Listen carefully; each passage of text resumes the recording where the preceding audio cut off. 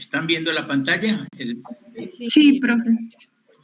Ok, entonces vamos a empezar la práctica de hoy. ¿De qué se va a tratar? De generar en el laboratorio el estudio del nitrógeno, sus diferentes formas, de nitrógeno amoniacal, como nitrito, como nitrato, como nitrógeno Kendall, etc. Entonces, la base de nuestro laboratorio va a ser esa, ¿no? Los compuestos del nitrógeno. Entonces, vamos a determinar el nitrógeno amoniacal, los nitritos, los nitratos, etc. Ya explicaremos posteriormente. Pero antes de eso, queremos seguir en nuestro estudio de la parte atómica, porque como les decía yo, ¿no? Y a mí me preocupa harto porque ya ya estamos pasando al estudio de la física, digamos, de la física newtoniana a la física moderna, ¿no? Y la física moderna es cuántica. La física newtoniana pues ya tiene otros aspectos que tratar. Esta es la tabla periódica de los elementos, entonces con base a esta tabla hemos trabajado todos los elementos, ¿no? Aquí están los elementos, ya hemos visto la tabla periódica, pero también habíamos visto pues, que en la nueva era nuestra, ya a partir de 1950, se empieza a hablar de estudiar no solamente qué es el átomo, sino que qué hay dentro del átomo, y entonces encontramos que habían protones, neutrones y electrones, y decimos nosotros que los electrones, y empezamos a trabajar qué hay en el núcleo. Entonces dijimos que hay protones y hay neutrones. Entonces hay un centro de investigación que es el CERN, que es donde se estudia las partículas ya no atómicas, sino subatómicas. Entonces, ¿qué es lo que se ha hecho? Decíamos nosotros, mover esos dos protones, sobre todo el protón del hidrógeno. Por ejemplo, el hidrógeno tiene un protón y un electrón, entonces se le quita el electrón y queda un protón, y entonces dos protones se chocan, y pues hemos visto qué es lo que hay por dentro del electrón. Entonces hay una gran cantidad de partículas elementales, y aquí tenemos el núcleo. Entonces hemos visto que el protón o el neutrón está formado por quarks, ¿no? Ya sabemos nosotros que son quarks, y decíamos nosotros que entonces, dependiendo de cómo si este es un protón, dice 2 quark up y 1 quark down, ¿no? Ya teníamos nosotros que era esta tablita, 2 quark up y 1 quark down. Aquí los quarks, que es materia, ¿no? Estos son fuerza, ¿no? Y este es el bosón de Higgs, ¿no? Que es el que da masa a la materia. Entonces, estos son materia, y si nosotros hablamos de un neutrón, pues un neutrón está formado por 2 quarks down y 1 quark up, ¿no? Que es lo que teníamos aquí. Entrábamos a los niveles de energía, decíamos nosotros que el estudio del átomo, pues así a fondo ya se empezó a partir de 1920, ¿no? 10, 20, 30, ¿no? Ya Schrödinger ya dio las primeras puntadas, digo, ¿no? Esto, Bohr inclusive ya empezó a decir, no, el átomo tiene niveles, ¿no? Y estos son los niveles de energía. Y esto pues también tiene niveles y subniveles de energía, ¿no? Entonces dice, en el nivel 1 hay máximo 2 electrones, en el nivel 2, 8, en el nivel 3, 18, y en el nivel 4, 32. O sea, si nosotros estudiamos los niveles de energía, pues son estos, ¿no? 1, 2, 3, 4, 5, 6, 7. 7 niveles de energía. En cada uno, dependiendo del número en la tabla periódica de elementos, ¿no? Por ejemplo, si tenemos el hidrógeno, está en el nivel 1. El helio también, el litio, berilio, boro, ya empiezan a ver que estos elementos están en el nivel 2, porque ya tienen, decíamos nosotros, el protón, que es el que me indica, ¿no? Esa cédula del átomo. El berilio es berilio porque tiene 4 protones, y entonces en equilibrio tiene 4 electrones. El carbono es carbono porque tiene 6 electrones, ¿no? Y así sucesivamente. Entonces, con esto se hizo la tabla periódica, ya hemos hablado de eso. Entonces, habíamos hablado de los quarks, ¿no? Entonces decíamos nosotros que esa estaba, ya no se establece la tabla periódica de los elementos, sino que ya vamos más al fondo. Ya hay una tabla periódica de partículas elementales. Aquí es materia y portadores de fuerza. Entonces, un átomo es, es formado por materia y portadores de fuerza. Entonces, aquí están los quarks, están los leptones, ¿no? Si nosotros vemos aquí quarks, todos estos son quarks y estos son leptones, ¿no? El electrón, el neutrón, ¿no? Estos son leptones, ¿no? Pero es masa. Y entonces, aquí, ¿no? Forman los quarks y forman los leptones, ¿no? Todo esto es materia o masa, ¿no? Aquí se forman los mesones, los barones y el núcleo, ¿no? Y esto, pues, genera lo que son los átomos, ¿no? Materia de los átomos. Y entonces los átomos forman las moléculas y forman las partículas compuestas después. Por el otro lado está la fuerza, ¿no? Es que hay dos, hay protones, un protón y otro protón, pues eso es de la misma, son del mismo, la misma carga y entonces se van a rechazar, ¿no? Y esa es una fuerza grandísima que tiene. Y entonces, pero entonces algo hace que los aglutine y esté allí, que se forme el núcleo, ¿no? Entonces decimos nosotros, ¿qué hay? ¿No? Pues hay los gluones, que son la fuerza fuerte, la fuerza que hace que los protones no se salgan del núcleo. Entonces esa es una condición, ¿no? Entonces tenemos ahí los gluones, ¿no? Es una fuerza fuerte, ¿no? Esta se trabaja en la cronodinámica cuántica. Y hay otros, los bosones de W y Z, ¿no? Que son estos, por ejemplo, que aquí tenemos aquí. Entonces tenemos W y Z, que son fuerza, ¿no? El fotón también es fuerza, ¿no? Este es energía. Miren, energía y no tiene masa, cero. Y el gluón también, ¿no? Este es el gluón, este es el que decíamos nosotros, que atrae y pega los, ¿no? Pues no tiene masa, miren, aquí tenemos la masa, este tiene masa cero. Y está el gravitón y el bosón de Higgs. Este es el que da masa a la materia. Este es el que da aglutina. Este elemento, decíamos nosotros, que el gravitón, pues no se ha descubierto, no se ha interrelacionado. Por eso esta tabla es tan, ¿no? Esta falta, porque no hay una relación entre los gravitones y los portadores de fuerza y la materia. Entonces, se tiene ese problema, pero hasta allí se ha estudiado la materia. Bueno, entonces, ¿qué decíamos nosotros? Pues, miren, cuando charlamos y hablábamos, miren ustedes que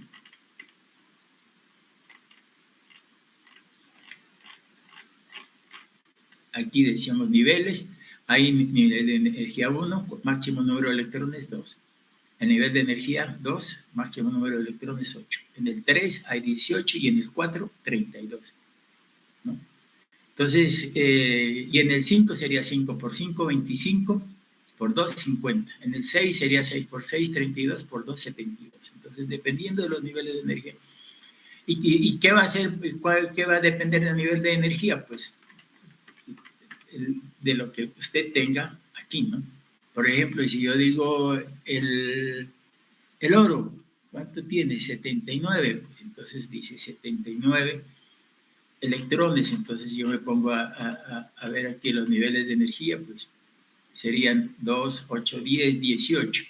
SPDF, ¿no? 2, 6, 10 y 14 electrones. Entonces, estas ya tocaría, ya no habría 3 niveles, sino 4 niveles y 5 niveles para que quepan dentro de la estructura atómica. Entonces, ya pasaría a ser el oro en el quinto nivel, por ejemplo, ¿no? Entonces, 2, 8, 18, ¿no? 3 por 3, 9 por 2, 18, 4 por 2, 4, 16 por 2, 32. Entonces aquí nivel 4, 32 más 18, 40, 48, 50 electrones. ¿Cuántos tenemos en el oro? Pues 70 y pico electrones, decíamos. Entonces tendremos que hacer un quinto nivel y agruparlos ahí. Bueno, entonces decíamos, ahí no, son niveles. Mire, este primer nivel, por ejemplo, ¿no? decíamos, el hidrógeno tiene un electrón. Entonces, si nos vamos a ver esto aquí, el nivel 1 tiene máximo 2 electrones. Entonces el hidrógeno está situado aquí en el nivel 1, tiene máximo número de electrones 2, pero el hidrógeno tiene un electrón. Entonces sería, en el nivel 1, el número de electrones 1. Entonces sería 1 está en nivel 2, ¿no? Ahora veremos sus niveles de energía y entonces tendremos aquí.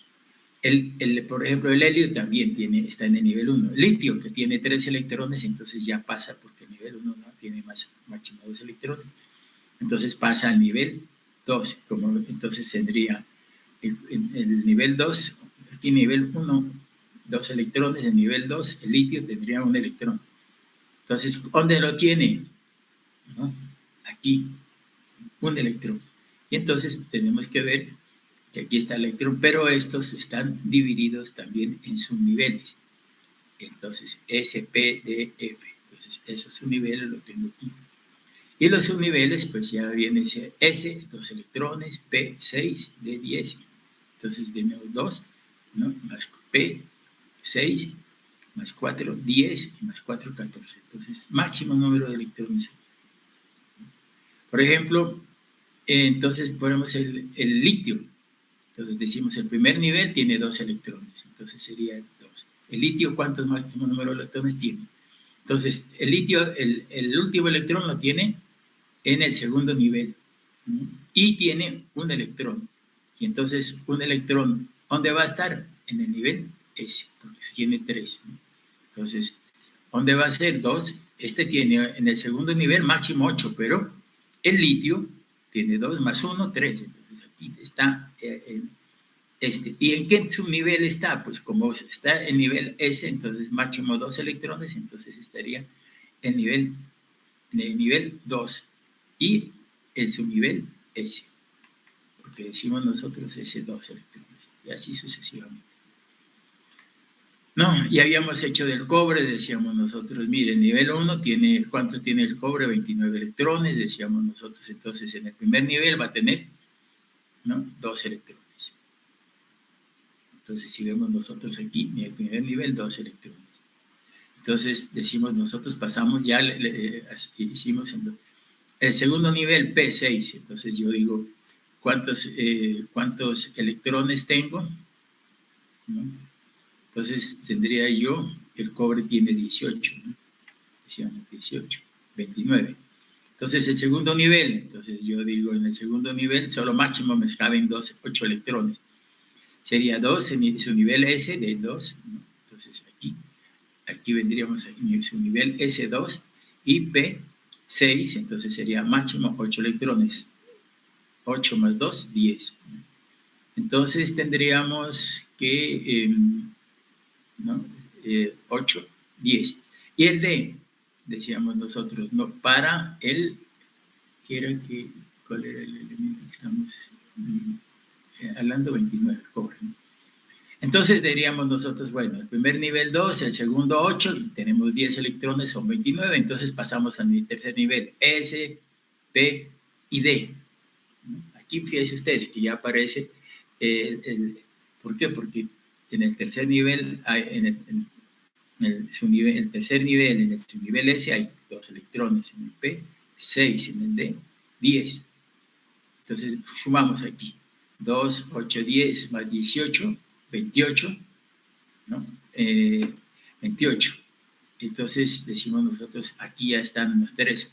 Pero me faltó un electrón, entonces tengo que irme al otro subnivel, al 4. Entonces aquí aparece un electrón.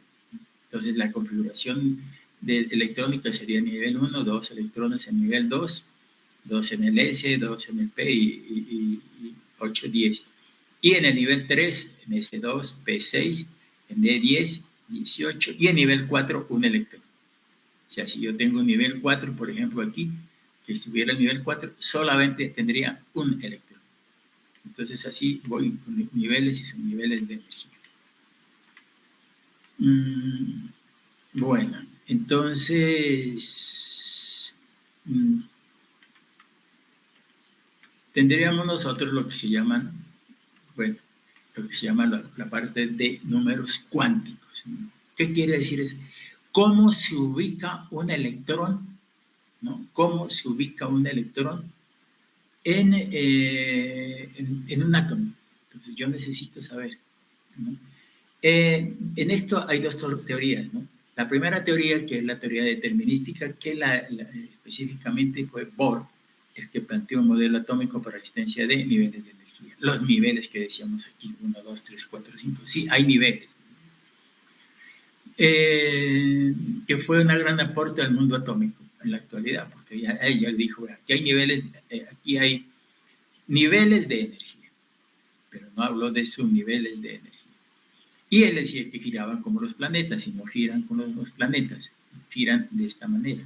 En nivel S, por ejemplo, si yo tengo dos electrones, ellos giran los dos electrones, ¿no? Giran así, de esta manera.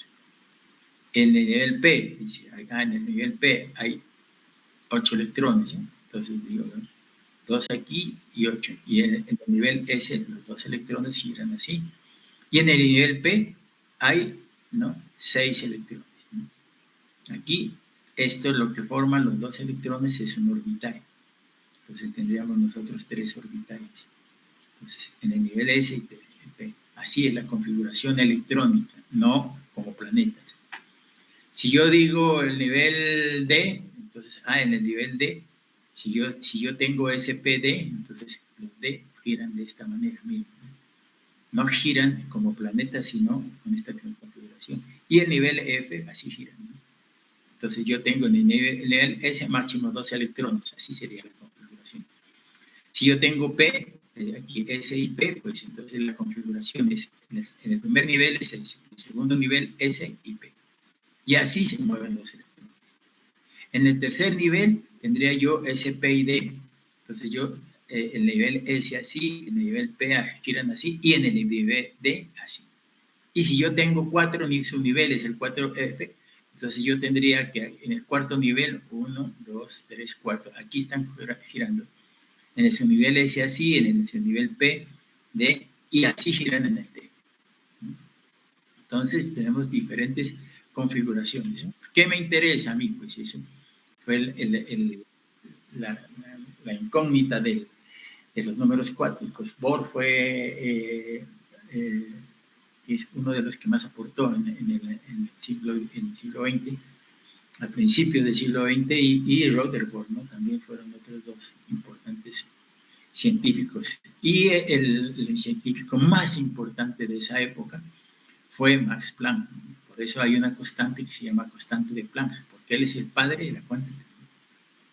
Y esto ya es, cuando estoy hablando de cuántica, estoy hablando de estructuras atómicas. Y estoy hablando de otro mundo, no el mundo que tenemos nosotros aquí. El mundo atómico es diferente. Nosotros tenemos el mundo atómico y el mundo que estamos viendo aquí. Y lo que sucede allá no es igual a lo que sucede aquí.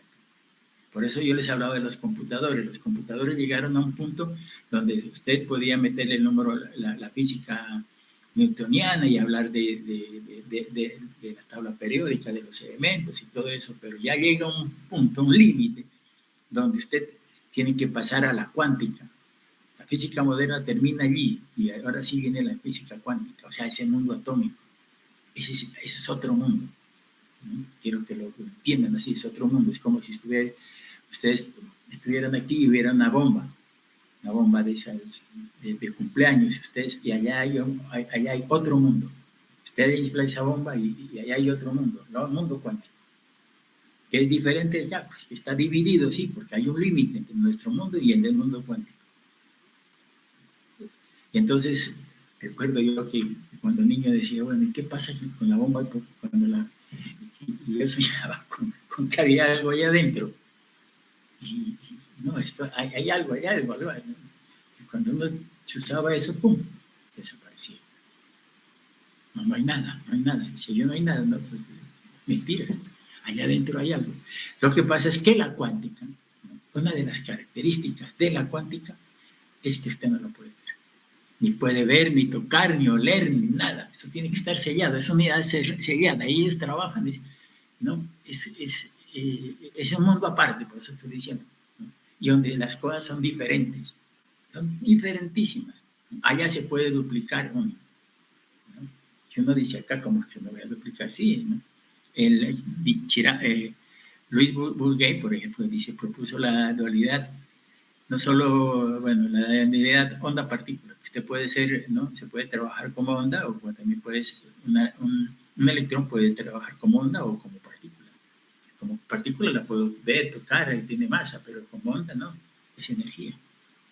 Entonces ahí empieza a trabajar eso. Bueno, no les meto más porque no sea loco con esto. Pero bien, el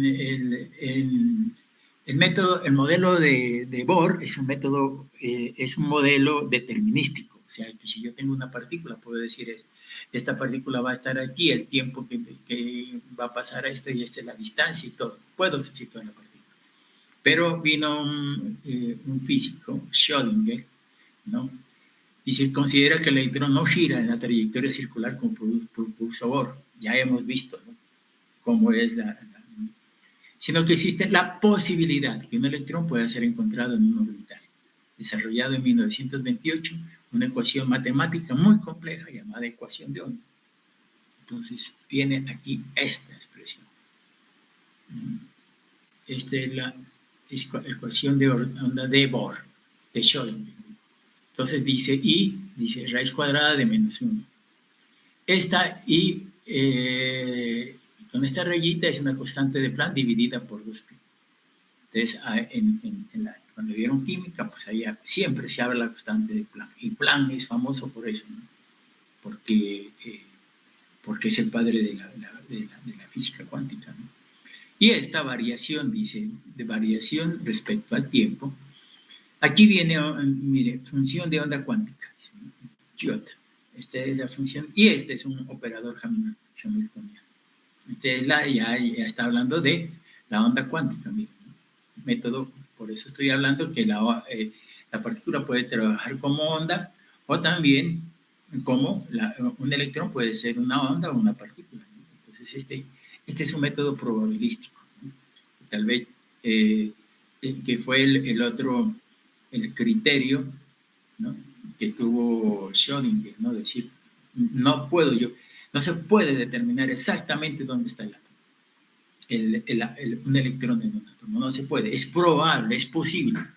Y la cuántica es que toda probabilística, ¿no? Ese es el nuevo modelo probabilístico, no determinístico, sino eso.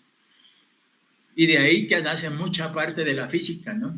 Física ya no de tipo determinístico, sino probabilístico. Y ese es los nuevos modelos de la nueva física son modelos tipo probabilístico que vienen en base a hablando de función de onda, que es el hamiltoniano. Bueno, entonces estamos hablando son números cuánticos, son fórmulas matemáticas complejas que nos permiten ubicar con la más alta posibilidad un electrón en un orbital. Números cuánticos son números que van a definir una región en el espacio donde la probabilidad de encontrar un electrón es máxima. Los números cuánticos sirven para expresar la situación energética de cada electrón en un átomo. Entonces, eso es, si yo quiero decir dónde está este electrón en este átomo, usted dice, es probable, la mayor probabilidad. Es más, los computadores cuánticos hacen eso, ¿no? Ellos expresan probabilidades, ¿no? Y le dicen a usted, el 95%, el 98%, el 99% es probable que esté aquí. Y entonces uno ya teniendo con esas probabilidades, entraría ya con el computador cuántico, pasa a esos computadores, a estas chatarras, y entonces ya puede entrar ya al mundo nuestro y entonces ya terminar y decir este es el 100% probabilidad. Bueno, entonces los números cuánticos para determinar dónde está un átomo, dice número cuántico principal, determina el nivel principal de energía o la capa donde se ocupa, donde está ubicado el electrón. O sea, yo tengo niveles de energía, entonces tendría yo, ¿dónde está el electrón? Entonces, si yo digo aquí, entonces digo, está en el nivel 1, 2, 3, 4. El electrón está aquí, entonces el nivel 4 puede estar, o por ejemplo el hidrógeno. Como es 1, pues yo sé que el nivel de energía está aquí, entonces 1. El helio también, como es 2, nivel de energía. Litio, no, tiene ya el nivel de energía, la energía ya no está en 1, sino está en 2. Entonces, ya tiene esta configuración en el nivel 1, en el nivel 2 tiene esta configuración S, y tendría estos también, ¿no? Porque el litio tiene 3, entonces aquí sería 2 y aquí 1 en S, entonces esta configuración. Pero tenemos carbono, por ejemplo, ¿no? El carbono tiene 6, ¿no? C6, entonces tiene 2, entonces tiene esto, y tiene 4 electrones en el segundo nivel, entonces está ubicado en el segundo nivel, entonces yo digo, en el segundo nivel tengo 2, aquí tengo 4, y me faltarían 2 electrones, entonces los 2 electrones están, el uno está en el segundo nivel, en el nivel S, y el otro está en el nivel P, 2 electrones. Entonces la configuración es uno de esta pelotita aquí, aquí una pelotita aquí y otras 2, entonces estos 2 serían 2, ¿no? 2, 4 y 6 el carbono. Está aquí en el nivel, ¿no? Entonces, para eso tenemos niveles.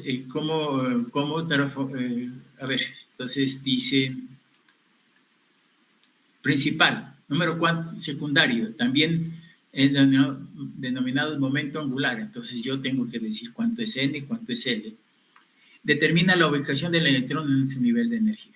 Entonces, miren ustedes, ¿no? En su nivel de energía.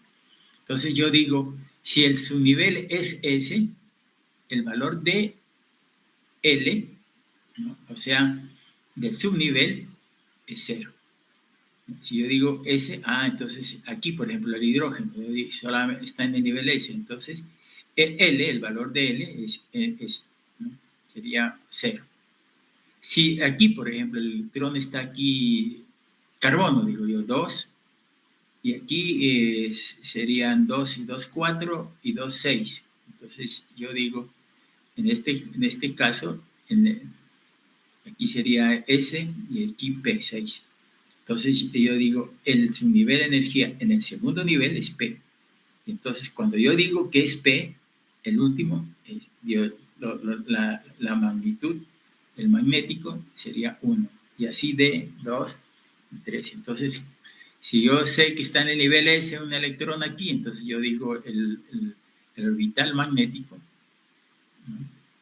El orbital magnético es el azimutal L es 0, 1, 2 o 3, dependiendo de dónde estén, ¿no? Y el azimutal y el número cuanto magnético determina para el electrón el orbital donde se encuentra de un cierto subnivel de energía.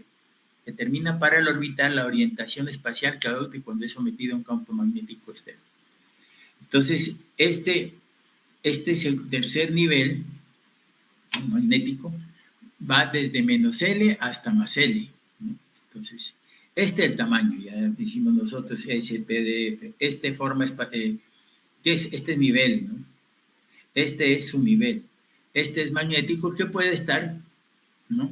Magnético dice desde menos L hasta más L. Entonces, yo puedo decir que, a ver, entonces, veremos ahora un ejemplo y vamos a ver cuál es el magnético, ¿no? Orientación espacial. Vamos a ver, esto es 0, 1, 2 y 3 puede ser. Esto puede ser hacia la izquierda, 0, 0, menos 1, menos 2 y menos 3, y hacia la derecha, 1, 2 y 3, negativos y positivos. Este me va a dar la orientación espacial. Y el último, ese es el spin, ¿no? El spin, pues, depende de si gira a la izquierda o si gira a la derecha. Entonces, tiene spin de un medio. Si gira hacia la derecha y menos un medio si gira a la izquierda. Entonces, esa configuración la tenemos hoy. Bien, entonces, veamos nosotros cómo se determina un átomo. Por ejemplo, yo digo 1 S1. 1 es el nivel. Por ejemplo, digo el hidrógeno. ¿El hidrógeno en qué nivel está? En el primer nivel. Entonces, el hidrógeno está aquí, 1, nivel 1. Subnivel, solamente tiene un subnivel, S, porque tiene S, que son 2 electrones. Entonces, nosotros diríamos que tiene S, en su nivel es S, ¿Y cuántos electrones tiene? Pues un electrón más. Entonces estoy aquí, ¿no? Entonces, por ejemplo, cuando digo 3 de 5, ¿qué estoy diciendo? Que el nivel de energía está en 3. 1, 2, aquí está, por aquí está. ¿Y qué más diría yo? El nivel D, ¿no? SPD. Entonces, está en el nivel D. Y entonces, yo, por ejemplo, si yo digo D, ¿no? Sería aquí, ¿no? Si yo estoy diciendo D, entonces estoy diciendo que el nivel azimutal es 2. Entonces, bajo esa condición, pues yo estoy diciendo que el azimutal es 2. Por ejemplo, ya situé L, ¿no? Me situé aquí en el nivel, y ahora sí veo los subniveles donde esté. Si digo D, entonces el valor de L es 2. ¿Y qué más tenemos aquí? Magnético, decimos nosotros, ¿no? Da desde menos L, da la orientación. Ahora veremos si es a la izquierda o a la derecha del átomo. Y el otro, la rotación electrónica, que veíamos nosotros que este es el spin. Entonces tenemos esta tablita aquí que es bien interesante. Bueno, sigamos con esto. Entonces, digamos 3S1. ¿Qué está? El último, el electrón que me está hablando dice en nivel 3. Su nivel S. Si yo digo S, ¿no? Si yo estoy diciendo S, el L, entonces tendría yo, ¿no? ¿Qué es? Si yo dije 3, es el nivel S, es el subnivel, y entonces tendría yo que estoy en el subnivel S, ¿y cuánto vale L, por ejemplo? ¿No? Entonces yo digo, si estoy en S, L vale 0. Entonces aquí estoy hablando de magnética orientación espacial. De secundario de L en la forma del orbital, ¿no? Espacial L. Entonces yo estoy diciendo, si está en SP, entonces L vale 0, 1, 2. Entonces si está en S, L vale 0. Si está en P, L vale 1. Si está en D, L vale 2 y F, L vale 3. Y después sucesivamente si es 4, todo eso. Bien, entonces en esta tablita tenemos los números cuánticos, ¿no? Y entonces tendríamos nosotros, está en el tercer nivel, y el subnivel es S. ¿Y cuántos electrones hay? En el S, máximo 2 electrones, pero aquí hay uno. Entonces veremos, dice, este está en el tercer nivel, en el subnivel S. El número de electrones que tiene es un electrón solamente. Y si me dice que es S, L vale 0, ¿no? Entonces aquí, ¿cuál estoy diciendo? Forma espacial, como es S, es hijo S, entonces dijo, este vale 0. M es la orientación, ya veremos en dónde la rotación. Entonces, vamos a ver aquí, ¿no? ¿Qué me dice? Aquí está, yo puedo ubicar mis... Por ejemplo, yo digo carbono es igual a 6. Entonces yo lo aparece, entonces yo digo carbono es 6. No me puedo pasar ya de 6, entonces yo digo, ¿estará el último electrón en el nivel 1? No. Bueno, nivel 1 no, son 2 electrones. Entonces paso aquí, en nivel 2. El carbono es 6, entonces en su nivel S hay 2, 4. Y en su nivel 6 máximo son 6. Entonces yo diría que en su nivel S son 2 y en el P 2. Entonces diríamos nosotros así. Aquí tengo yo 2, ¿no? Máximo 6, pero yo tengo en el subnivel, en el primer nivel tengo esto, y en el segundo nivel 2, y me faltan, entonces serían 4 más 2, 6. Entonces yo en el P tengo, aquí estas rayitas azules son los orbitales, entonces tendría yo 3 orbitales, pero entonces como yo tengo 2, ¿no? Y entonces en el primer nivel 2, aquí 2, y me faltarían 4, entonces yo digo 4 electrones, entonces yo digo 1, 2, cojo los verticales y pongo 3 y un horizontal.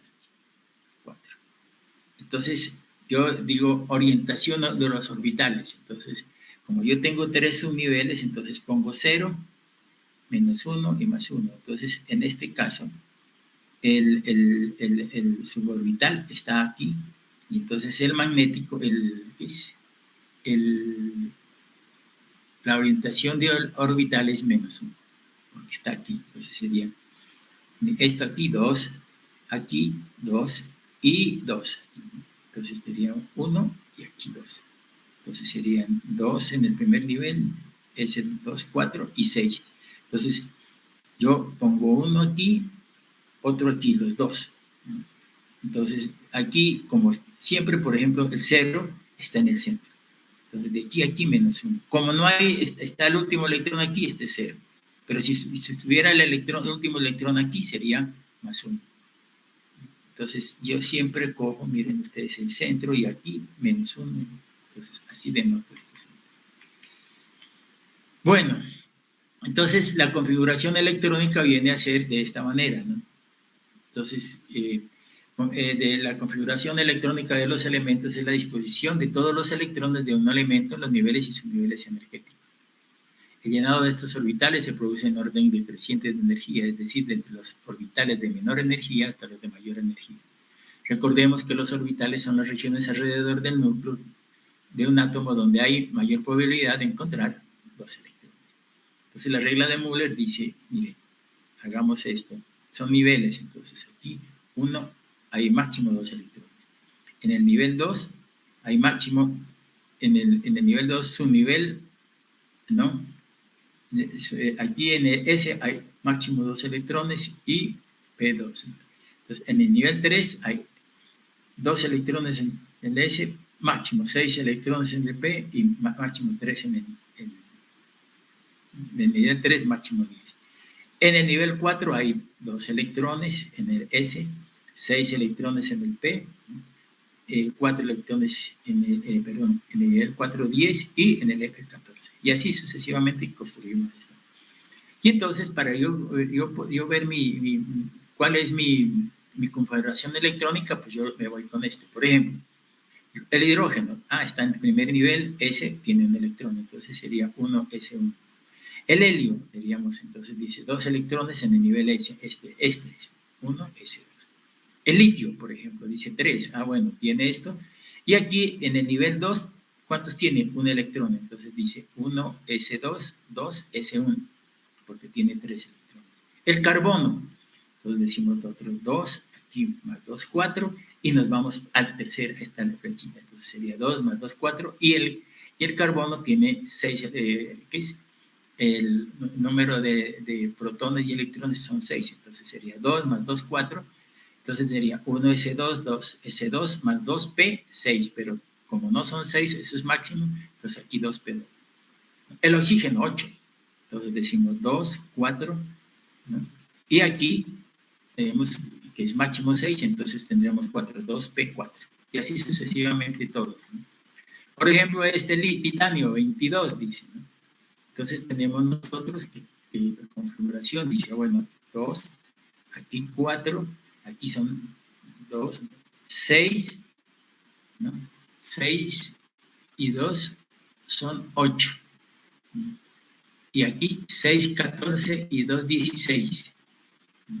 Y aquí en 3 de 10, entonces ya no tenemos, entonces sería 2, 4, 6, 10, 2, 4, 6, 10, 12, 18, 20 y tenemos 22. Entonces aquí sería 3 de 2.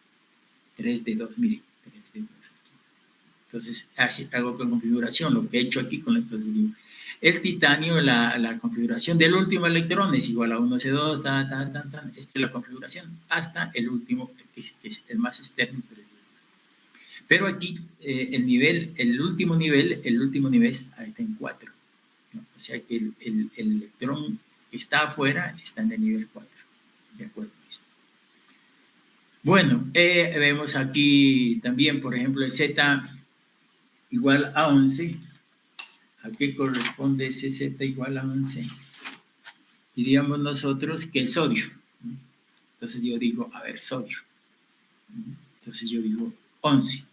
2, 4, 6, 10. Entonces sería 1s2, 2s2, 2, 4, 2p6 y 3s2, pero aquí son 4, 6, 10 y entonces aquí sería 3s1. Entonces vamos a ver cómo están los electrones situados. Aquí como es S, dos electrones, uno arriba y otro abajo. En el segundo nivel, ¿no? Segundo nivel, miren, segundo nivel son aquí 2s2, solamente hay dos, pero aquí hay 2p6. Entonces, ese P tiene 3 orbitales, 6 electrones. Entonces, 1, 2, 3 y después 6. Y aquí, el nivel 3, decíamos 3s1, solamente hay un electrón y este está hacia arriba. Ubiquemos entonces el valor de n. Entonces, ¿qué dice para este? Entonces, el nivel n es el máximo nivel que tenemos, 3. M, ¿no? Entonces, en M, decimos nosotros que va desde 0 menos 1, así. Entonces, como tiene un solo nivel, entonces M sería igual a 0, ¿no? Porque este no está, por ejemplo, si estuviera aquí, 0 aquí, que estén por aquí, pero como hay un solo nivel, entonces M igual a 0. Como es S, L es 0. Y el spin, pues que es más o menos medio. Entonces, aquí están cómo calcular los números cuánticos, ¿no? Y aquí, por ejemplo, el 22. Entonces, nosotros decimos, aquí sería 1s2, aquí 2s2, ¿no? Aquí 2p6, ¿no? Después de 3s2, 3s2. Y entonces tendríamos nosotros 3s2, 3p6, entonces sería 3p6, ¿no?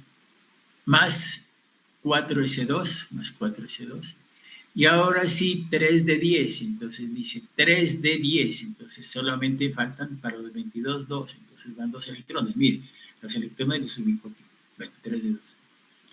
Entonces yo veo a ver cómo es la cosa de la parte magnética, ¿no? ¿Cómo hago? Entonces, ¿qué nivel tengo? El máximo nivel, 4. Entonces, máximo nivel, 4. M. Entonces, me vengo a la última, ¿no? 3 de 2, dice, ay, mire, aquí hay 2 electrones, si hubiera sido 3, o si hubiera sido 7, entonces 3, 5 flechas hacia arriba y 2 hacia abajo, pero aquí tengo 3 de 2, 2 hacia arriba. Entonces, ubico entonces el 0 ¿a dónde? Aquí. Entonces, ubico el 0 aquí. Y si yo ubico ahí, el electrón está, el último electrón está aquí, entonces sería 0 menos 1. Entonces, mire, M menos 1. Y el S, pues que puede ser de 6, de 1 medio a 2 medios. Entonces, de esa manera, pues. Bien, yo creo que nos pasamos, ¿no? Pero era bien interesante y bien importante esta clase. A veces me voy un poco. Pero bueno, entonces, ¿qué es lo que vamos a hacer ahora? ¿No? El nitrógeno. El nitrógeno, pues, si ustedes ven en la tabla periódica es 7 y forma compuestos nitrogenados. Los compuestos nitrogenados como el amoníaco o la urea, NH3, ¿no? Nitritos y nitratos, etc. El nitrógeno es un elemento muy importante en la vida del hombre porque es un factor de crecimiento. Por eso ustedes ven que cuando abonan, le dicen NO2, le echan nitrógeno, ¿no? 10, 30, 10, por ejemplo, 12, 26, 6, que dicen que para abono, si yo tengo una finca y voy a sembrar papas, pues tengo que echarle abonarlo. Entonces, abonarlo, ¿qué es? Echarle nitrógeno. 10, 30, 10 sería 10 de nitrógeno, 30 de fósforo y 10 de potasio. Entonces, metemos nitrógeno, porque si no metemos nitrógeno, pues las papas se quedan pequeñitas. Entonces, hay que abonar. Entonces, hay que determinar el contenido de nitrógeno. En las aguas también. En las aguas con contenido de nitrógeno tienen un problema, y es que si tiene mucho nitrógeno, el nitrógeno reacciona con el oxígeno, el oxígeno que respiramos, forma los nitritos y nitratos. Y esos nitratos y nitritos, al oxidarse con el oxígeno, están quitando el oxígeno a la sangre. Y entonces forman la metahemoglutinemia.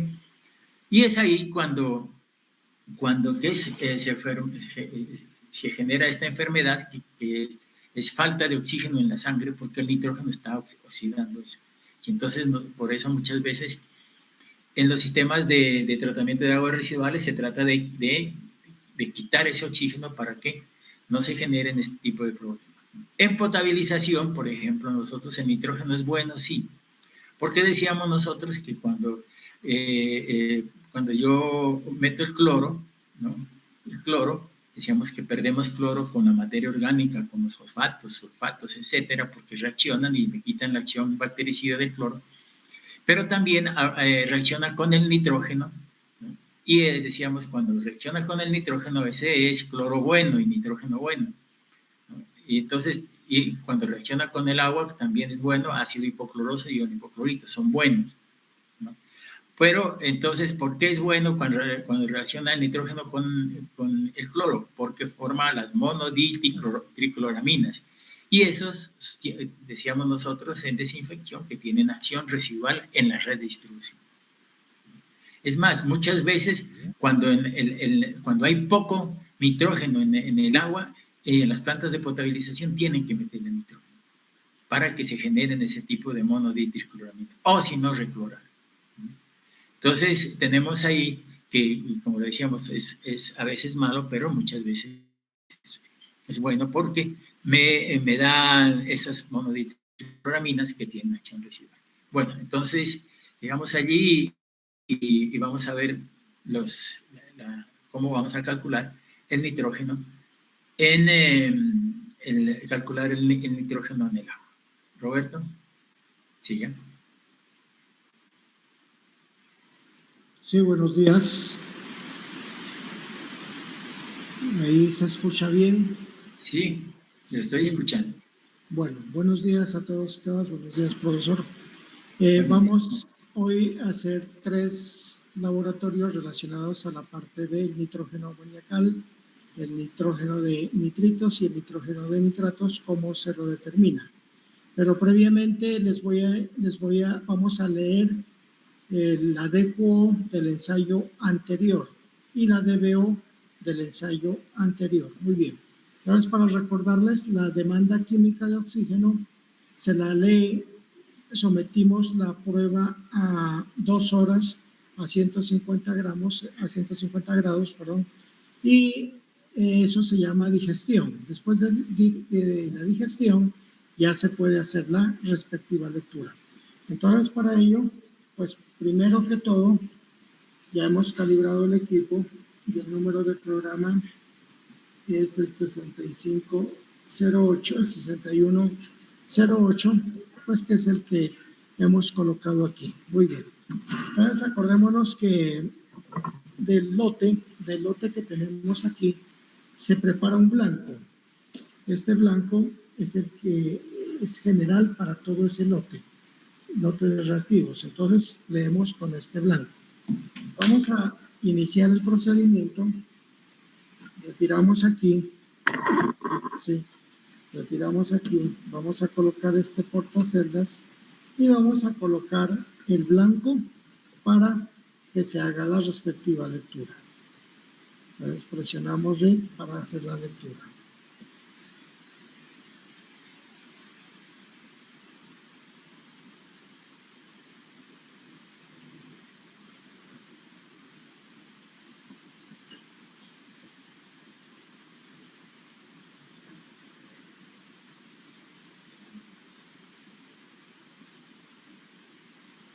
Muy bien. Y la muestra, la de ustedes, era la número 2. Entonces vamos a colocar aquí para hacer la respectiva lectura.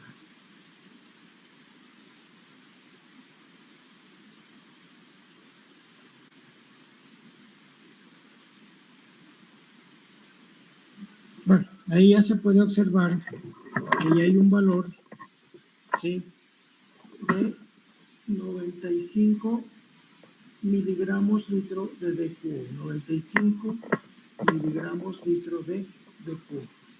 Muy bien, entonces ese valor lo reportan, ¿sí?, lo tienen ahí, es para este tipo de aguas que habíamos analizado la vez anterior. 95. Ahí se mira, ahí, listo, 95 miligramos litro. ¿De acuerdo? Muy bien. Entonces, sería colocado una muestra para hacer la lectura de la DBO. Entonces acá, ¿sí? Vamos a hacer un poquito para acá. Ahí. Ya la muestra, ya pasaron más de 5 días, ya está lista. Entonces aquí, pues ya se había apagado el equipo. Vamos a verificar, ¿cierto? La muestra número 2, sí, la muestra número 2, que fue la que se hizo con ustedes.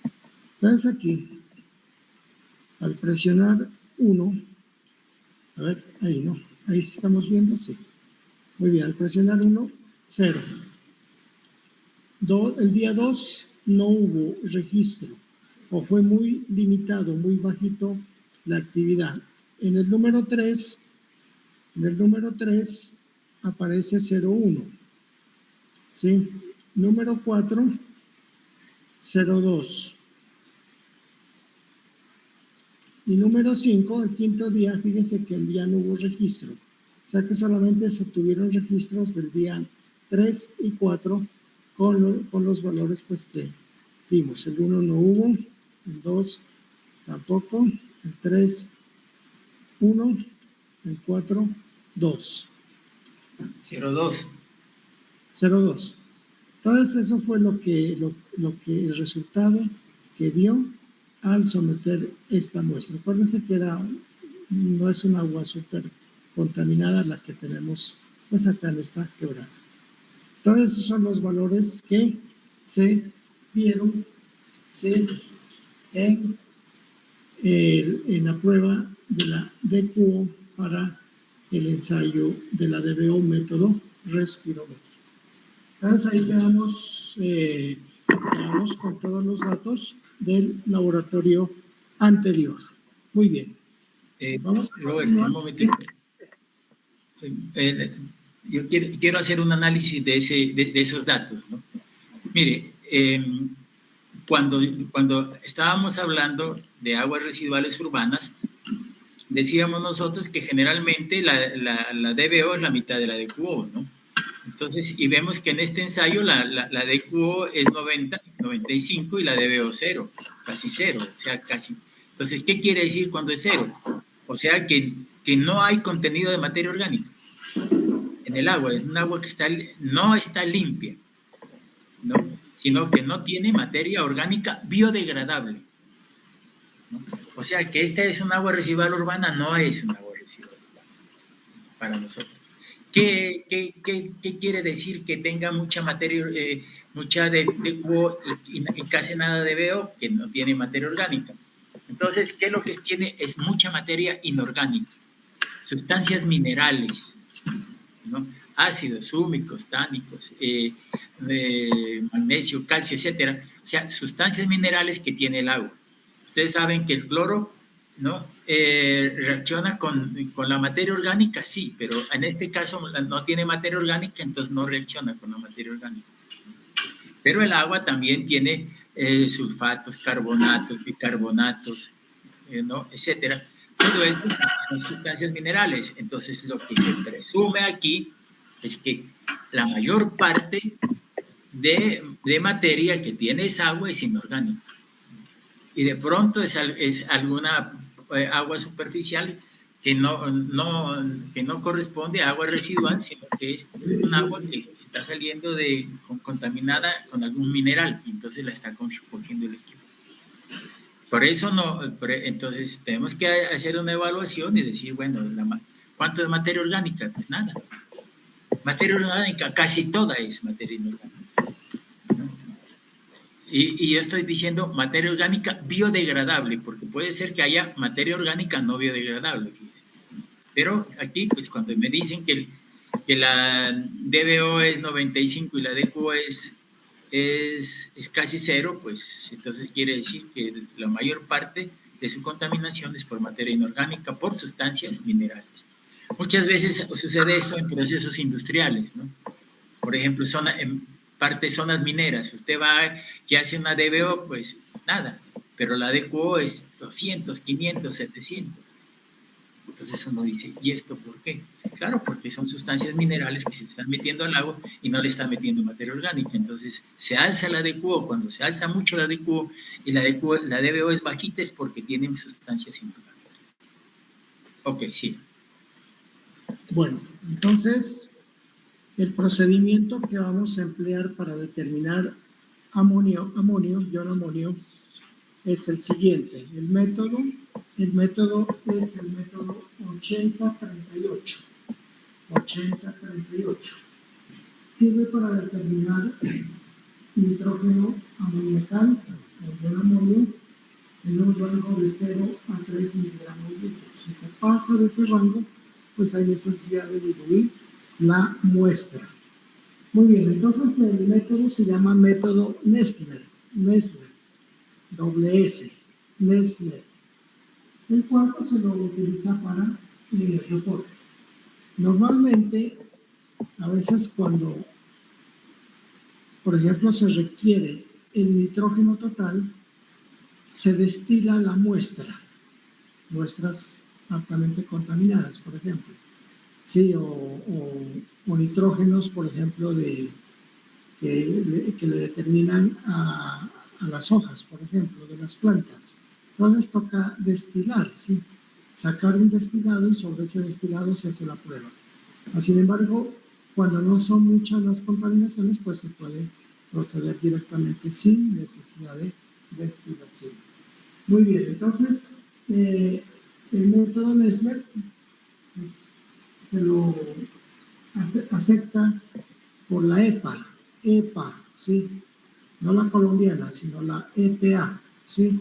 Entonces, se lo acepta este método como reporte. Muy bien. Entonces, ¿en qué consiste? Bueno, ¿en qué longitud de onda se lo lee? Se lo lee en una longitud de onda de 420 nanómetros. Ustedes pueden observar ahí abajo, en la parte de abajo, 420, ¿sí? Que es la longitud de onda a la cual se lee este parámetro de nitrógeno amoníaco. Muy bien, el número de programa para leer es el 4205. Pues entonces aquí simplemente llegamos y movemos hasta que me marque el 4205, que estaría ahí listo. Me está pidiendo el 0, pero el 0 ya no es agua destilada, sino que nos toca prepararla. Muy bien. Entonces, el colorímetro, o sea que el método de medición es por colorimetría. Muy bien. Reactivos. Reactivos que se emplean aquí. Tenemos aquí esta solución mineral estabilizadora. Y también tenemos aquí, ¿sí?, un agente dispersante que se llama agente polivinil dispersante. Muy bien.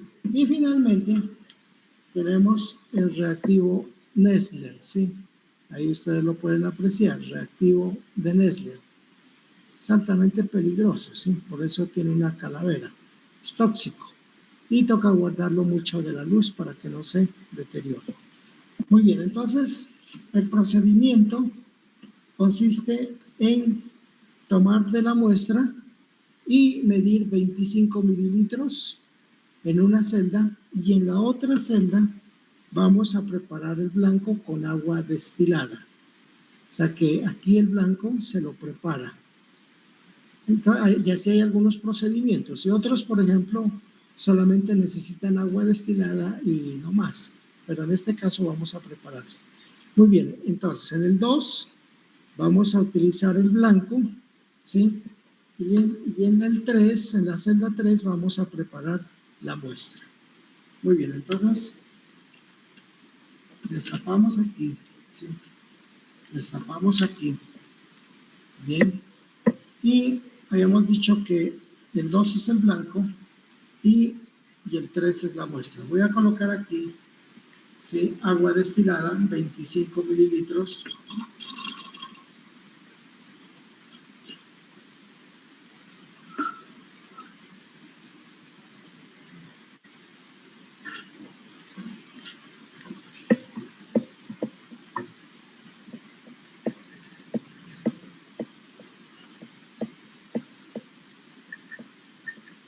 bien, 25 mililitros de agua destilada, que sería el 2. Y preparo la muestra, de la muestra que se ha tomado, ¿sí? Agitamos un poco, ¿sí? Vamos a vertirla sobre este beaker.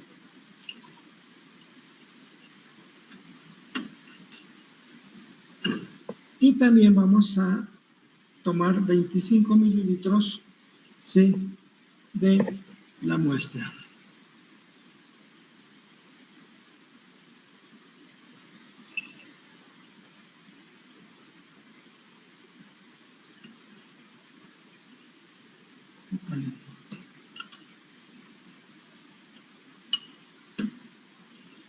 Muy bien, ahí está, 25 mililitros de la muestra.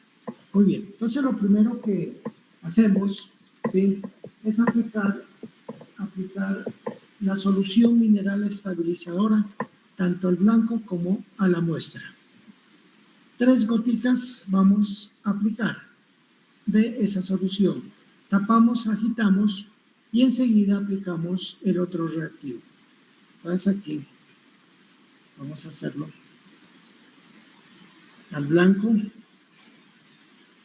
1, 2, 3 y a la muestra. 1, 2, 3. Muy bien. Entonces tapamos, ¿sí?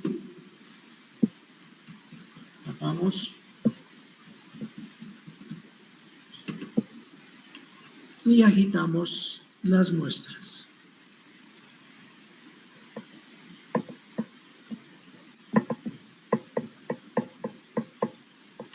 Agitamos las muestras. Muy bien. Ya tenemos listo la agitación y ahora vamos a aplicar el segundo, que es el agente polivinil dispersante. Muy bien, entonces también 3 gotas.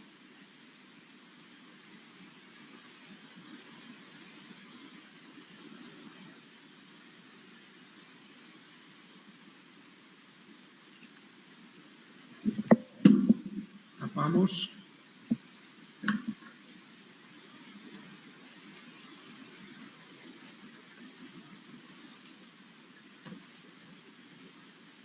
Y igual agitamos.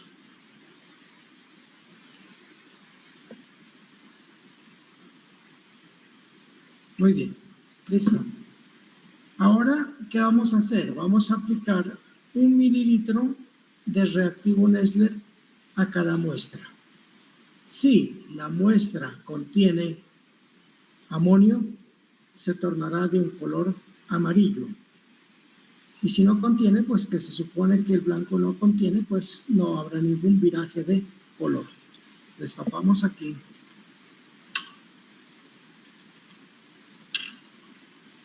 Y preparamos el reactivo. Sí, vamos a aplicar de a mililitro.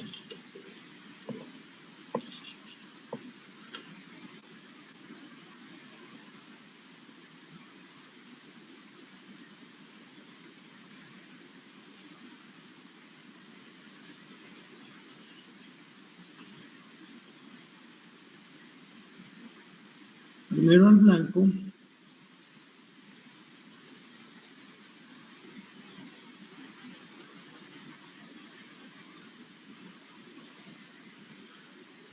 Muy bien. Y el otro mililitro a la muestra. Miren inmediatamente cómo se tornó, cómo hizo un viraje de color. O sea, ¿qué significa que esa muestra sí tenga nitrógeno amoníaco? Tapamos.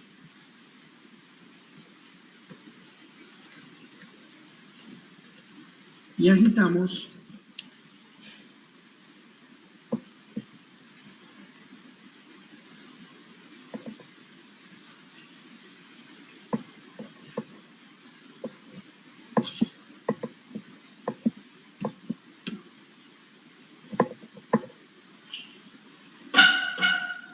Y vamos a esperar 1 minuto, sí, para hacer la respectiva lectura. Muy bien, vamos a esperar ahí un minutico y hacemos la lectura como tal. Primero leemos el blanco y luego leeríamos el valor de la muestra. Si esta muestra se pasa del límite, ¿sí? Que el límite es hasta 3 miligramos litro, pues toca diluir la muestra. ¿Cómo se diluye? En vez de tomar 25 mililitros, puedo tomar la mitad, por decir 12.5, y el resto lo completo con agua destilada. Y obtendría un factor de 0.5. El resultado que me dé lo multiplicaría por 0.5. Entonces aquí, esperamos al minuto, ¿sí? Ya van 45, y ya podemos hacer la lectura. Muy bien, aquí el número de programa ya está listo. Si retiramos la celda, y ya podemos colocar. Muy bien, listo, un minuto. Entonces vamos a colocar el blanco primero. Sí, el blanco. Vamos aquí y vamos a colocar 0.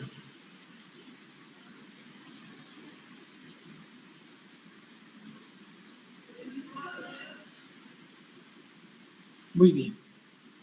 Retiramos el blanco y colocamos la muestra.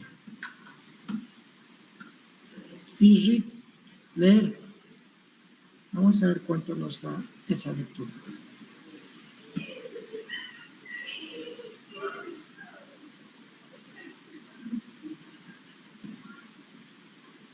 Entonces, miren ustedes, la lectura nos está dando 2.87 miligramos litro de NH3, ion amonio.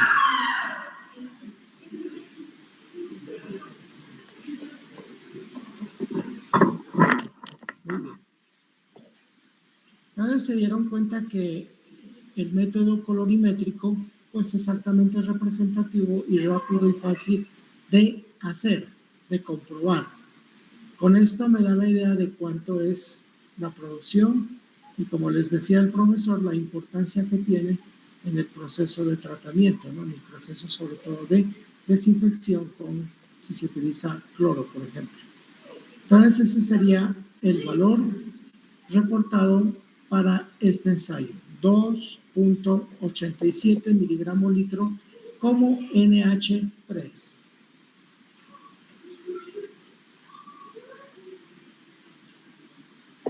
Muy bien.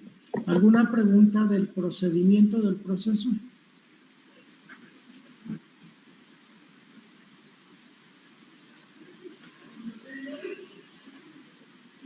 ¿Todo claro? Bueno, muy bien.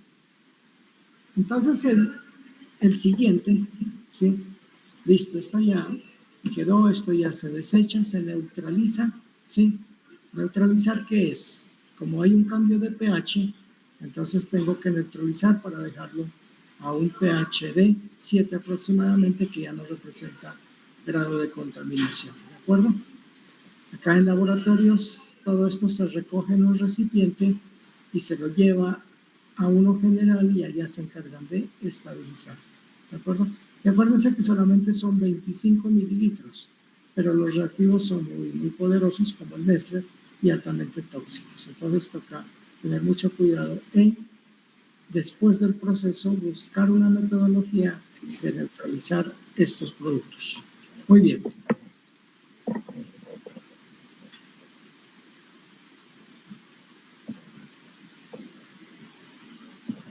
El siguiente procedimiento involucra determinar los nitritos y los nitratos.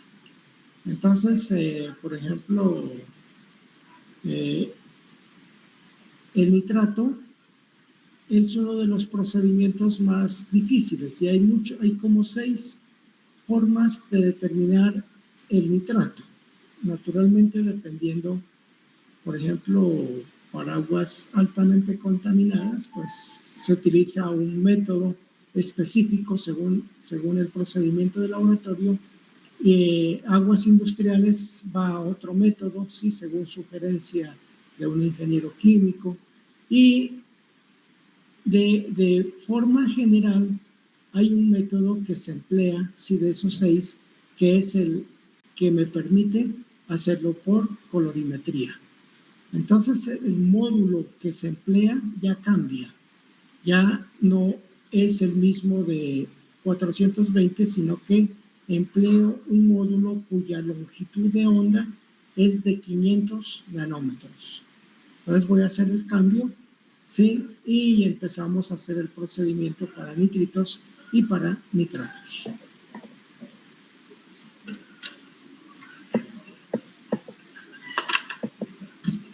Estos son los módulos, ¿sí? El módulo, en este caso es intercambiable, pues tiene un lente que determina la longitud de onda y lógicamente el software que permite realizar, en este módulo se pueden realizar como 14 parámetros, ¿sí?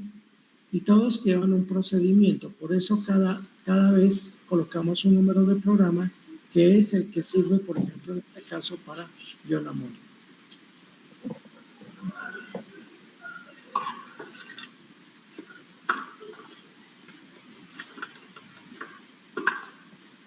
Vamos a colocar el módulo 500, ¿sí? Que es el que se utiliza para hacer la lectura de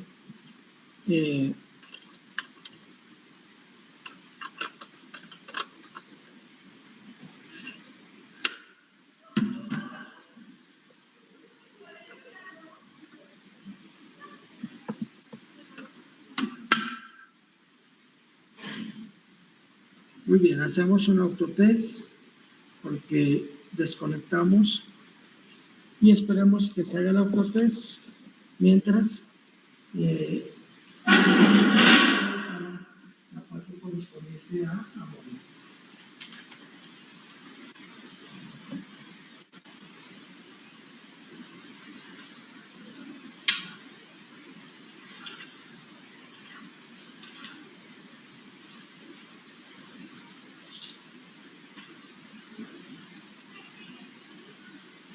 Bueno, entonces,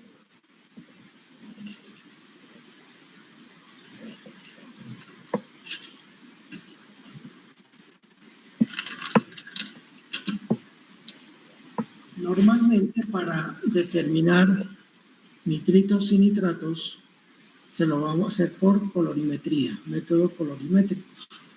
Y se utilizan reactivos, los cuales ya vienen listos y preparados, ¿sí?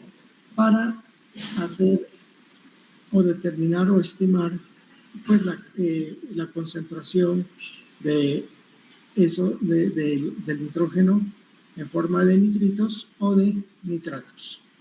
Nitratos es la última forma, ¿cierto?, del proceso de nitrificación. Es el que, por ejemplo, utilizan las plantas para absorber, ¿cierto?, y utilizarlo pues para sus procesos. Entonces, vamos a determinarlo, ¿sí? Y ajustamos aquí. Y el número de programa es el 5005. 5005. Entonces ya hemos colocado ahí, sí, 5005, que es el que me sirve en este módulo para hacer nitratos. Nitratos se lo puede hacer en alto rango o en bajo rango. ¿Qué es eso? Entonces cambias el reactivo, ¿sí? Y el proceso sigue igual. Entonces, ¿qué hacemos? Vamos a tomar una muestra, pero en una celda de 10 mililitros. Vamos a llenar ahí, ¿cierto? Vamos a llenar ahí 10 mililitros y vamos a adicionar un reactivo, ¿sí? Como tal, agitamos durante 1 minuto y dejamos en reposo durante 5 minutos para hacer el ensayo de la lectura. Muy bien, entonces aquí ya tenemos listo el programa. Con la número 4 vamos a llenar 10 mililitros aquí, si de la muestra.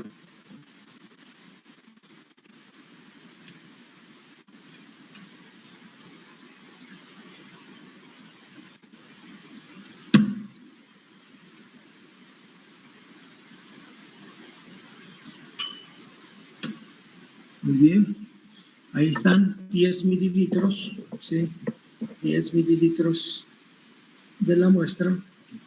Y alistamos el reactivo. En este caso es un reactivo que se llama Nitravert 6, el cual pues lógicamente tiene todos los reactivos necesarios para determinar la concentración de nitrato en bajo rango. O sea que en bajo rango pues estima un rango de 0 a 5, ¿cierto? Como tal. Muy bien, entonces sacamos un reactivo, una bolsita. Bien, y la preparamos.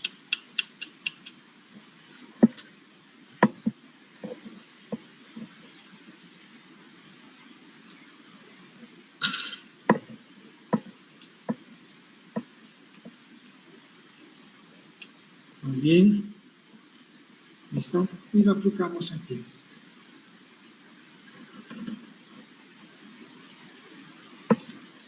Tapamos. Y vamos a agitar durante 1 minuto.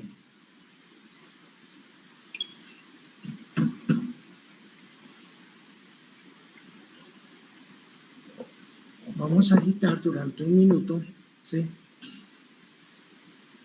Y esperamos 5 minutos de reposo para hacer la respectiva lectura.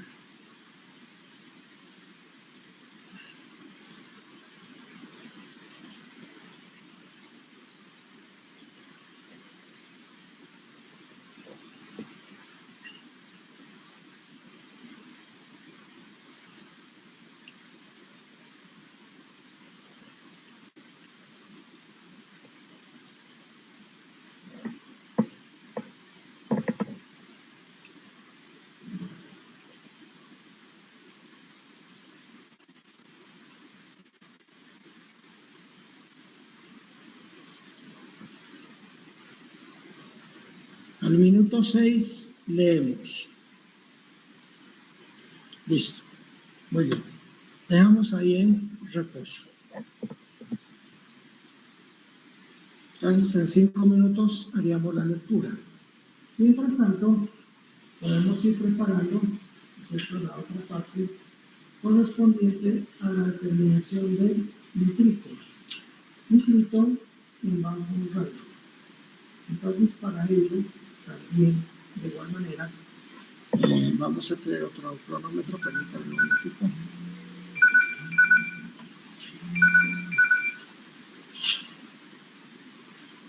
¿Cierto? Hola.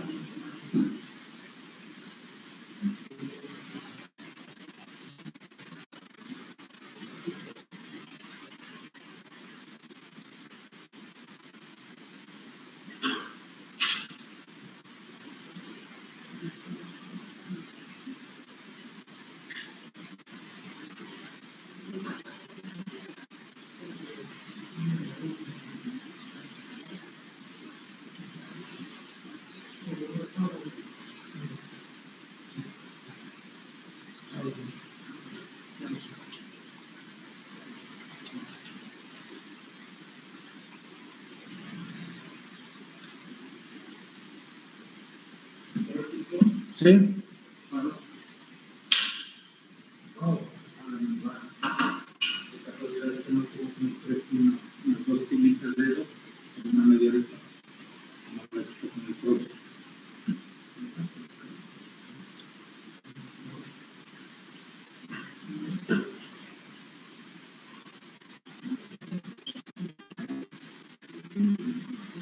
Son bien, quizás alguna vez esté mencionando.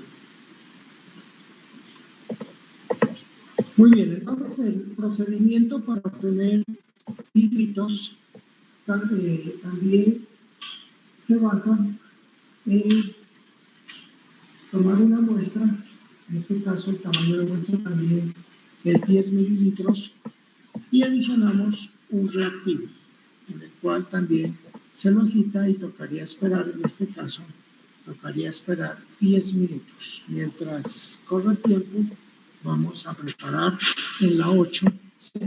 Vamos a preparar también, medimos 10 mililitros de muestra.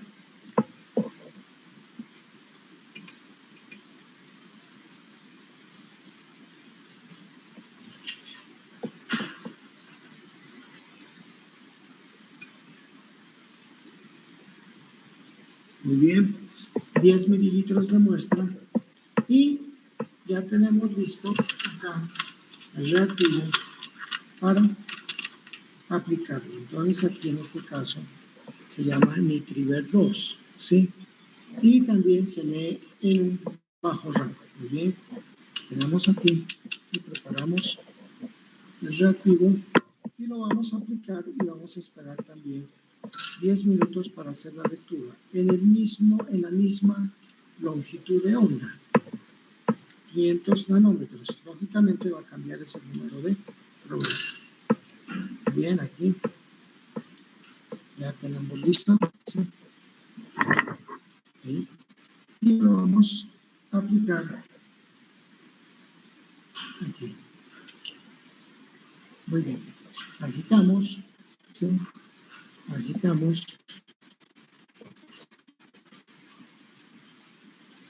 Aquí no hay necesidad de agitar durante un minuto, sino una mezcla de aproximadamente unos 30 segundos y la dejamos reposar, ¿sí? Durante 10 minutos. Vamos a correr otro cronómetro para darnos cuenta del tiempo que pase 10 minutos. Muy bien. Acá ya llevamos 5 minutos, ¿sí?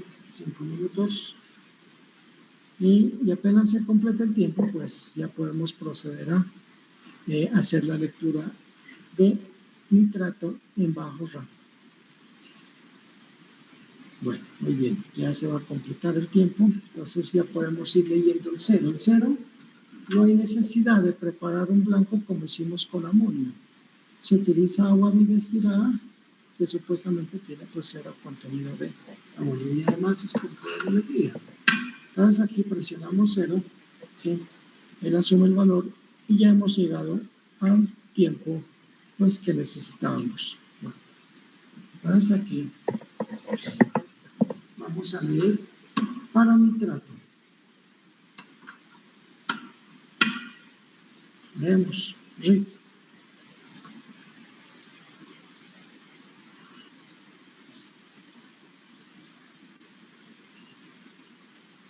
Muy bien, me está marcando, miren ustedes, un valor de 2.7 miligramos litro C para nitrato.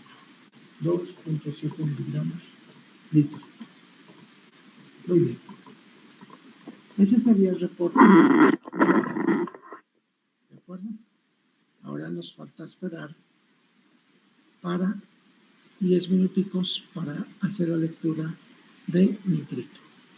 Entonces el proceso de nitrificación convierte el amonio a través de bacterias a nitritos y otro tipo de bacterias convierten los nitritos a nitratos. Por eso es el último eslabón, los nitratos. Muy bien, entonces aquí ¿qué va a cambiar? Va a cambiar es el número de programa, siempre para hacer la lectura de los nitritos. Entonces esperamos aquí, ¿sí? Van 2 minutos apenas, nos faltan 8 minuticos para hacer la respectiva lectura. Si hay alguna pregunta.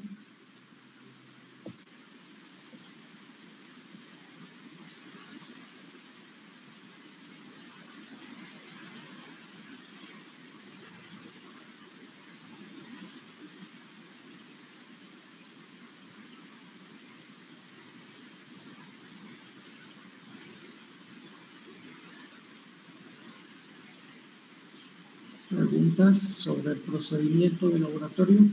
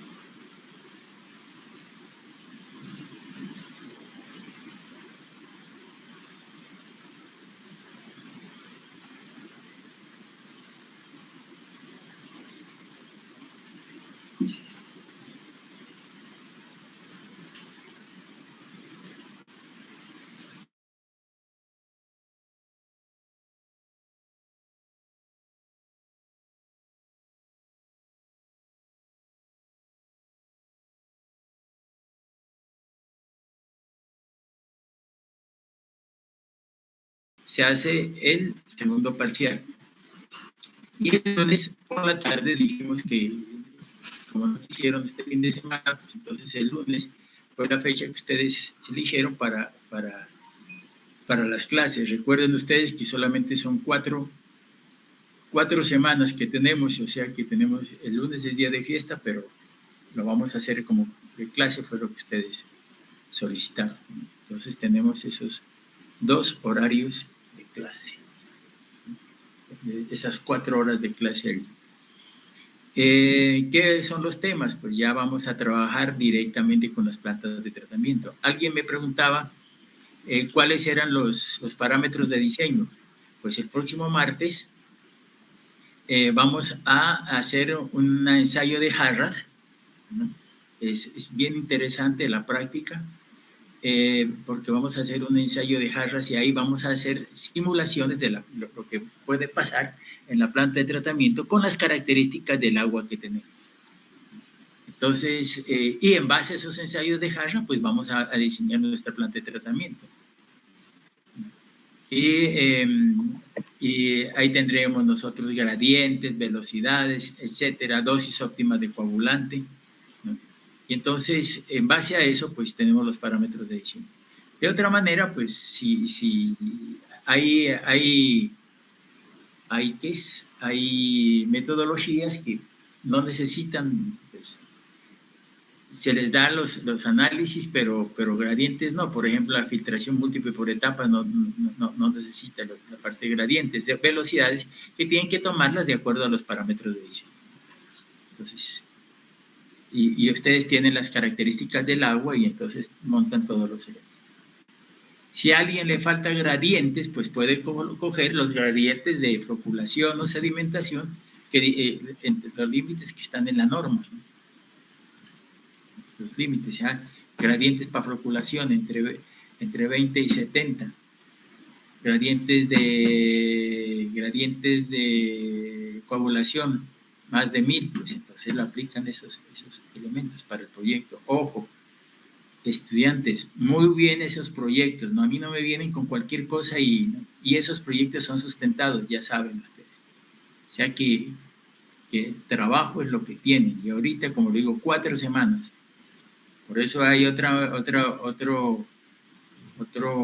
semana en noviembre, como que es a principios de noviembre, que hay exámenes, pues hay también día de fiesta, entonces tocará volver a hacer clases, porque ya ustedes ya son 4 semanas y acaban ¿qué es? Con esta materia, y de pronto ya acaban con la carrera, ¿no? Bueno, ok, eso era lo que quería decir. Muy bien, ya se han completado 10 minutos. Sí, ya se han completado 10 minutos. Vamos a leer. Aquí, en la misma longitud de onda, pero el número de programa cambia. Ya cambia al 5008, que es para leer nitritos en bajo rango. Muy bien, me está pidiendo el 0, entonces presionamos aquí. El 0, que es el blanco, no requiere preparación. Y luego colocamos la celda donde se le adicionó el reactivo. Muy bien. Retiramos aquí y colocamos y leemos. Y vamos a ver cuánto nos ha dado.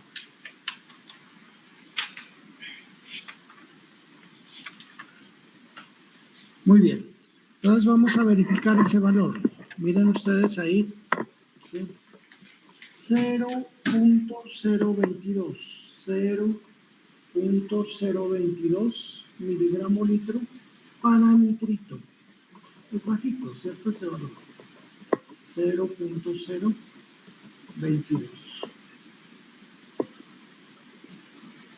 Ustedes con ese valor se van a la norma de calidad del agua, se van con ese valor y ven en la tablita esa de calidad del agua para agua que es potable, y ven si esos nitritos son mayores o menores del límite que exige la norma. Si son menores, pues quiere decir que son muy bajitos, pero si son mayores de lo que exige la norma para calidad del agua de potabilización, hay que hacer algo. Muy bien. ¿Alguna pregunta respecto a los métodos que hemos indicado para determinar amonio, nitritos y nitratos. Se dieron cuenta ustedes que relativamente es muy práctico, muy fácil el método por colorimetría, ¿de acuerdo? Por eso, pues, la mayoría de los acueductos opta por equipos. Indudablemente, los más modernos son mucho más, ya no hay necesidad de estarle cambiando como hicimos los módulos, sino que ya lo vienen integrado. Entonces, simplemente se mete un código y se accede al módulo o al parámetro que se quiera analizar. Pero los reactivos sí toca tenerlos y conseguirlos, ¿cierto? Porque pues aquí en Colombia no los hay. Entonces toca proveerse, ¿no?, de esto. Estos tienen una caducidad de 2 años a 3 años, dependiendo del tipo de reactivo y dependiendo del sitio. No es lo mismo tener almacenados reactivos en Tumac o en zonas muy húmedas que en zonas, pues, como Pasto, que prácticamente es baja la humedad relativa. Entonces, se tiene mucho cuidado en eso, ¿sí? Y también se pueden dañar los reactivos, ¿sí? Por una mala manipulación que quede abierta esta talega, sobre todo en zonas húmedas, pues lógicamente la humedad penetra y puede dañar los reactivos. Muy bien, entonces con eso daríamos por culminada esta actividad de laboratorio. Profe. Sí. El próximo laboratorio, el próximo martes, iniciamos prueba de jarras, ¿sí? Ajá. Sino que, pues, usted sabe que, por ejemplo, para aplicar la dosis óptima se necesita, pues, unas 3 personas para que colaboren. ¿Qué posibilidades hay de pronto de que dentro del grupo puedan venir la capacidad del laboratorio para recepcionar a estudiantes está de 10? ¿Qué probabilidades hay de que si pueden asistir los que gusten, pues, y ese día venir y hacemos esa prueba? Dígame una cosa, ¿es factible? ¿Hay problemas para la entrada? No, problema. No. Se pensaba que iban a pedir carnet y todo eso, pero no. Dicen, vamos al laboratorio y como eso ya está programado. Pues yo creo que es que nombren 3 son 2 grupos, ¿no? Entonces, sí. que 3 personas de cada grupo, ¿no? Las comisionen en las 3 para que vayan haciendo los análisis de ustedes, ¿no? Y yo no sé si de pronto podamos trabajar desde las 2 el martes, ¿no? El martes. Sí, es largo. Es largo. ¿De 2 a 6 saldremos? Lo que pasa es que, a ver, no sé, me tocaría, a ver, este viernes toca tomar la muestra, ¿sí? Toca de esta quebrada de acá, toca bombear el agua. Y, a ver, el viernes, no sé si alcance a hacer un preliminar, ¿sí? Porque ya dependiendo, usted sabe que esa quebrada tiene baja turbidez y alto color. Necesariamente nos toca pasar directo a PAC para empezar a hacer los análisis, porque con sulfato pues no habría caso. Entonces pasaríamos directamente ahí y no haríamos con sulfato sino con PAC directamente. Y verificaríamos qué dosis óptima nos da, ¿sí? Pues una vez que hayamos la dosis óptima ya es fácil el resto de procedimientos. Entonces, hagamos esto, mire, con los estudiantes lo que podemos hacer ya, son 2 grupos, entonces 3 de un grupo y 3 de otro grupo, ¿no? Exacto, y el resto trabajarían de 2 a 6 de la tarde, ¿no? Los que quieran seguir el proceso, pues vamos a trabajar el martes desde las 2 a las 6 de la tarde. Una recomendación, los estudiantes que pues quieran asistir, ¿sí? Indudablemente pues vamos a explicarles y también vamos a estar en directo, así como estamos haciendo estos laboratorios, y vamos a estar explicando el procedimiento, ¿de acuerdo? Sino que Por ejemplo, para aplicar la dosis toca aplicarla al mismo tiempo y son 6 jarras. Entonces, pues necesariamente necesitamos 3 estudiantes para que podamos aplicar de a 2 al mismo tiempo. Pues a mí solo me quedaría como difícil. Y si quieren venir más, máximo 10. Los que van a venir, los que quieran venir, tienen que venir con su blusa de laboratorio, tapabocas obligatorio y traer su gel o su alcohol desinfectante personal. Más sin embargo, pues aquí hay gel, hay jabón, ¿cierto?, para lavarse las manos, y también traeríamos una cofia, sí, una cofia, que es un gorrito para colocarnos en la cabeza, y gafas, pues aquí las rotaríamos lógicamente desinfectando, ¿cierto? Por ejemplo, para que quien quiera hacerlo, alcalinidad, pues lo haga, ¿cierto? Sin ningún riesgo. El resto es color, turbidez, pH, que ustedes saben que no demanda, que es de medición directa. El único como riesgoso es hacer alcalinidad, pero pues lógicamente acá se guardan todas las medidas de bioseguridad, ¿de acuerdo? Entonces, eso sería. Por favor, quienes vayan a venir, si me informan, bueno, o con el profesor, sí, para estar al tanto de quiénes son los que van a asistir. Eso, entonces sería 3 del grupo 1 y 3 del grupo 2, ¿no? Pero con sus medidas de seguridad, gorro, la bata de laboratorio, ¿qué más sería? ¿Guantes también? Sí, guantes, sí, guantes, por favor, guantes de nitrilo. Estos son de nitrilo, son resistentes, y venir con zapato cómodo, ¿no? ¿Por qué? Porque pues vamos a estar un tiempito, como unas 4 horas como de pie, ¿cierto? Entonces, venir lo más cómodo posible, ¿de acuerdo? Exacto. Bueno, señores estudiantes, entonces, bueno, yo, a ver, Natalia Muñoz. Natalia.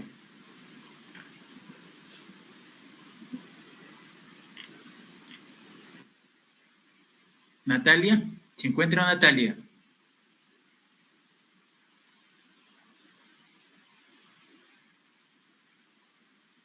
Natalia Muñoz. Bueno, no está, entonces. Una foto y después. Profe, creo que no hay ninguna Natalia.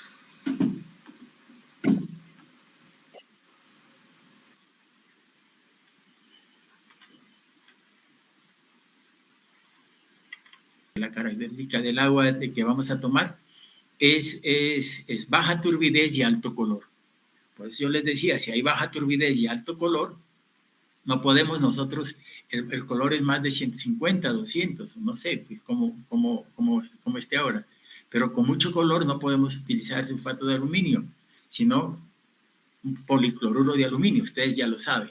Más de 80 unidades de color, eso el sulfato no funciona y tiene que utilizarse policloruro. Entonces, de una vez vamos a pasar directo, nosotros vamos para disminuir los tiempos, porque solamente tenemos esas 4 horas y ahora, entonces vamos a trabajar con soluciones PAC, o sea, policloruro de aluminio. Y entonces, eso hace que nosotros que disminuyamos los tiempos, porque nosotros ya sabemos cuál es la característica del agua.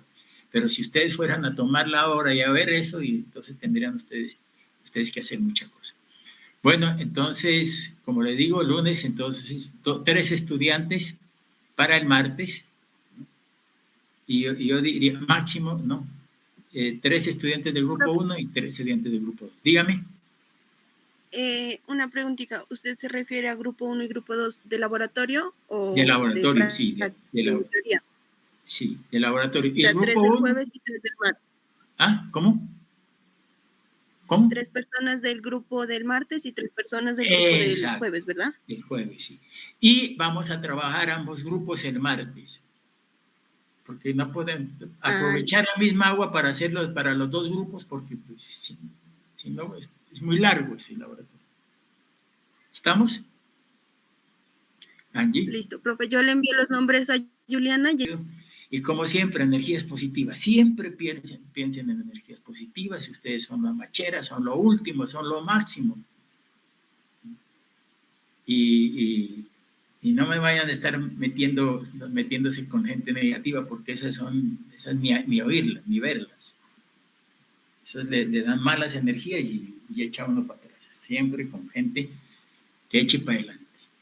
Bueno, señores, felicidades y que estén bien.